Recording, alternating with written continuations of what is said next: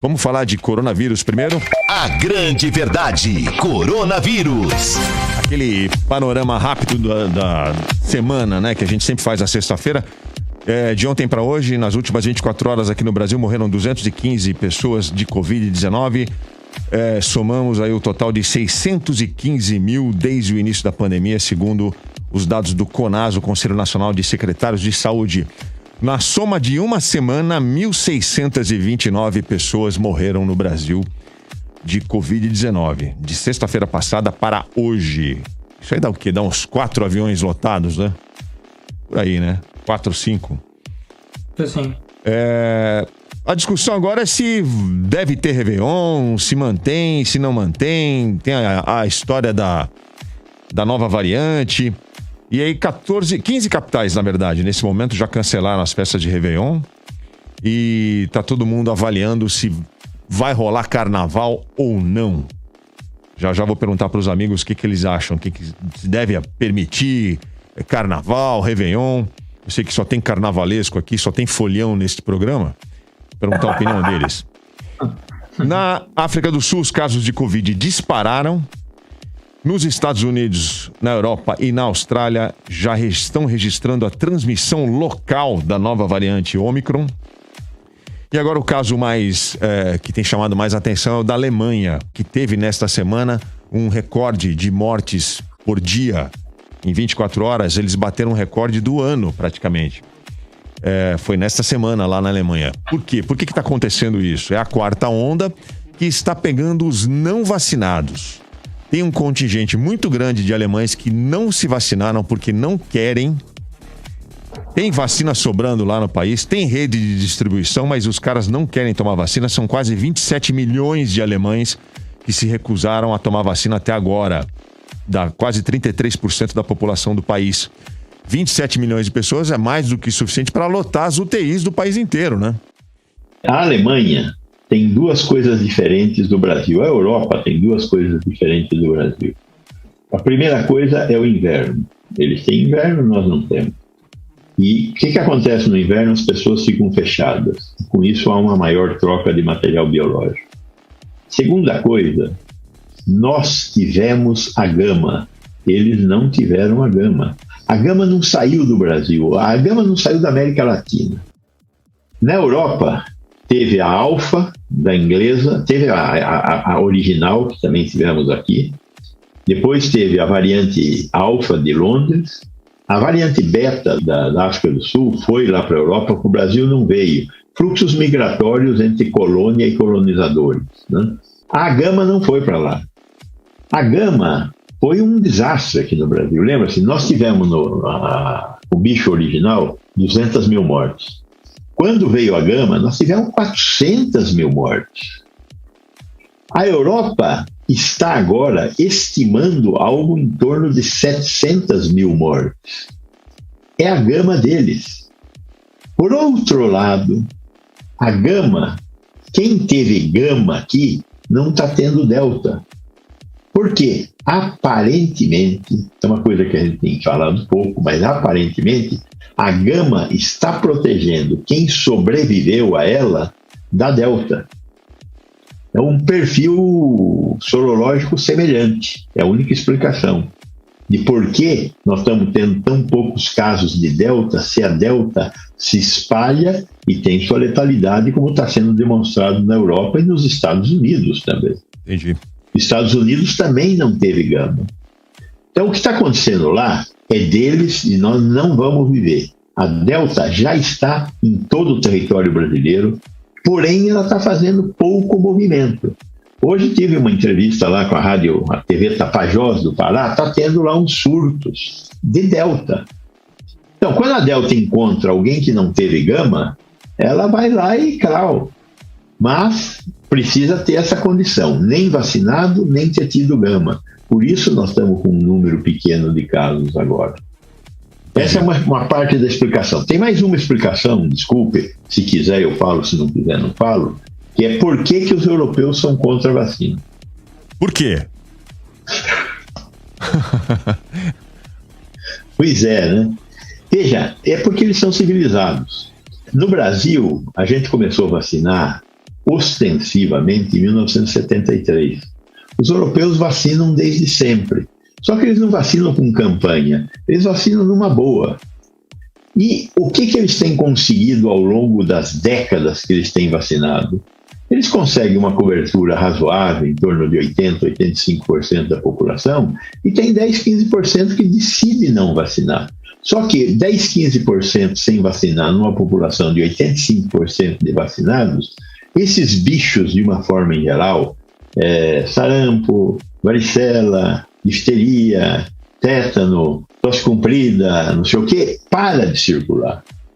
E, de repente, chegou uma doença lá que precisa de vacinação rápida e maciça. Aqueles que sempre foram negacionistas estão sendo negacionistas agora. É um jeito europeu de ser, dos franceses, dos espanhóis, etc. E é um pouco é um negacionismo diferente dos americanos. Os americanos negacionistas acreditam que se eles não tomarem vacina, eles compram alguma bobagem que algum médico está vendendo lá que salva a vida deles. Então eles estão trocando, estão comerciando no lugar de vacina. Os europeus não. É uma questão de fé mesmo. Eu falei com 2 amigos jornalistas que vivem em Berlim, os 2 me disseram a mesma coisa. Hoje, lá na Alemanha, estão fazendo campanha para você tomar o máximo de cuidado para você não se acidentar. Porque se você sofreu um acidente em Berlim, por exemplo, não tem vaga em UTI. Elas estão todas ocupadas por pessoas que não se vacinaram e estão hoje com a 4ª onda da Covid, lá estão contaminados. É um negócio louco imaginar que isso possa estar acontecendo num país como a Alemanha, mas enfim. Eles andaram internando pacientes no norte da Itália.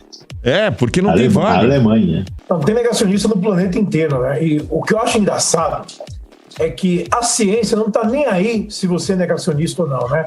Então, quando a gente vê os números de contaminados e de mortos, e que 90 e pouco por cento sempre é de gente que não vacinou, que não acredita em vacina, eu fico pensando, em algum lugar Darwin está muito orgulhoso, porque não adianta você querer ser negacionista e falar um monte de bobagem e fazer congresso de médico negacionista. O que eu não consigo entender é que, por mais que os números e a ciência e os fatos mostrem que a vacinação é a única coisa que ajuda a frear essa pandemia, eu não entendo o que faz as pessoas continuarem negando a vacina, e eu acho que a gente chegou num ponto sem retorno, sabe? Essa turma, acho muito difícil que eles voltem atrás. Se na Alemanha, que existiu campanha e tudo, tem negacionista hardcore desse jeito, imagina aqui, né? A discussão que eu quero iniciar com vocês aqui, queria ouvir primeiro o Paulo Cruz, o que ele acha a respeito, é a questão da obrigatoriedade das vacinas. Isso está sendo discutido muito no mundo inteiro e aqui no Brasil também. O que está acontecendo? A Áustria foi o primeiro país da Europa a decretar vacina obrigatória. Então, a partir de 2022, todo austríaco tem que se vacinar, senão vai pagar multa, e a multa é cara. E aí a Alemanha está estudando essa possibilidade também. Antes de decretarem a obrigação, a vacina obrigatória lá na Alemanha, eles fizeram o seguinte: ontem foi decretado o lockdown nacional para não vacinados. Como é que é isso? As pessoas sem vacina ficam proibidas de sair de casa para ir em qualquer lugar. Só pode sair para ir no supermercado e farmácia. Eu não sei se eles têm como controlar isso. Isso é uma outra questão. Mas eu queria ouvir antes de vocês, o que vocês pensam a respeito? É hora de fazer isso? Tem que obrigar? Quando chega nessa situação em que as UTIs estão lotadas, eles estão vivendo uma pandemia de não vacinados. Nessas circunstâncias, tem que obrigar a tomar vacina? Ou isso fere a tal das liberdades individuais? Como é que você vê isso, Paulo Cruz? Assim, eu sempre acho errado obrigar esse tipo de coisa, assim. No entanto, né, numa situação tão grave como essa que a gente está vivendo, esse vírus maluco, que ninguém sabe direito como é que ele se comporta, que ele vai mutando, né? À medida que as pessoas não se vacinam, ele vai mutando e vai encontrando espaço para criar mutações e tal. Então, acho que assim, essas pessoas, eu não acho que seria o ideal obrigar a vacinar, mas essas pessoas têm que sofrer sanções, como esse negócio aí. Então você não pode frequentar nenhum lugar, né? Então, quer dizer, se a pessoa não quer se vacinar, ela tem que arcar com as consequências da não vacinação, porque ela está pondo em risco o restante da sociedade. As pessoas falam, não, mas quem se vacinou está protegido. Não, porque o vírus pode ficar mutando nessas pessoas e pode complicar a vida de quem já se vacinou. Então, quer dizer, o perigo que a gente corre agora é aparecer uma variante aí que a vacina não dá conta, né? E por causa dessas pessoas que não querem se vacinar, enfim, viram hospedeiro de vírus, o vírus vai mutando dentro dessas pessoas, e aí vão causar problema para quem já se vacinou e quem julga estar minimamente aí imunizado.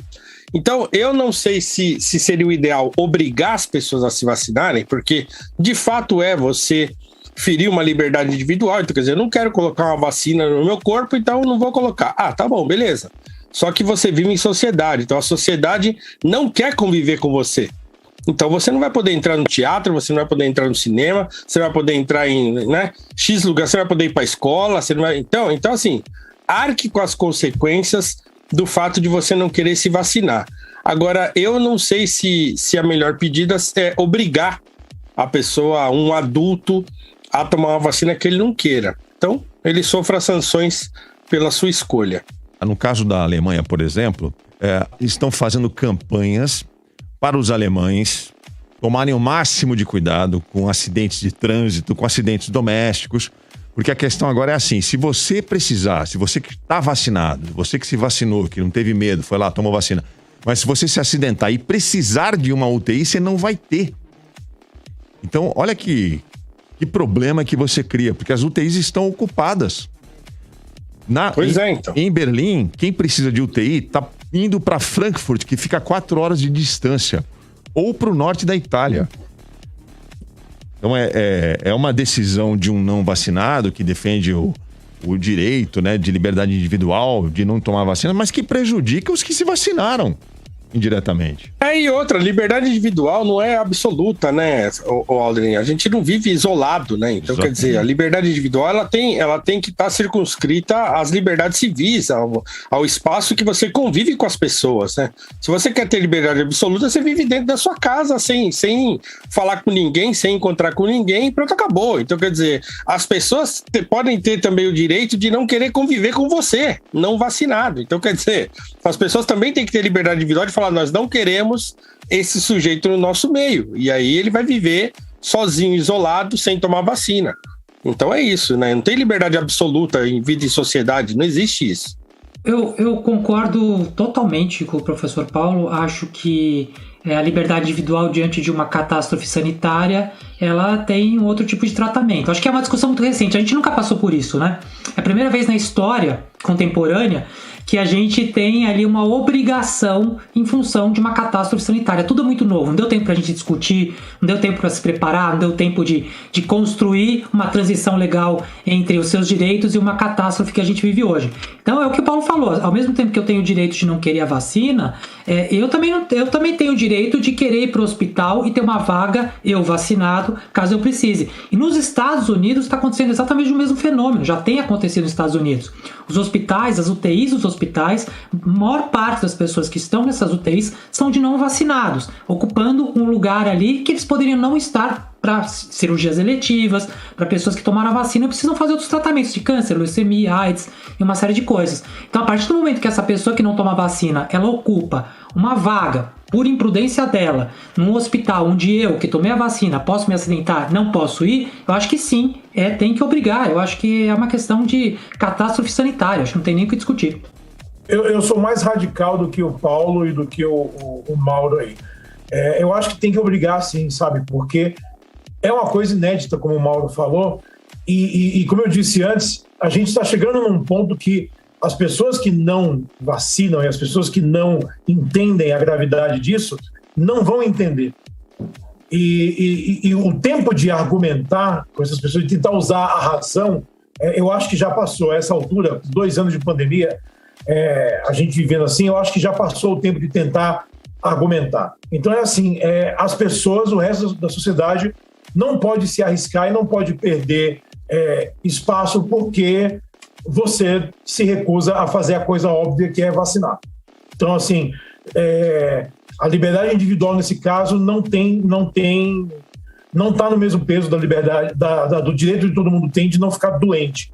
Então, acho que se não é por bem, vai por mal. Então, isso de trancar a pessoa em casa, não sei como é que isso pode ser efetivado, mas eu acho que tem que ter sanções, sim. A pessoa que não vacinou tem que ter vergonha, sim. Não pode entrar em nenhum lugar mesmo, não pode nem sair na rua. Talvez assim, quem não vacinou, pelo motivo que seja, vai terminar vacinando.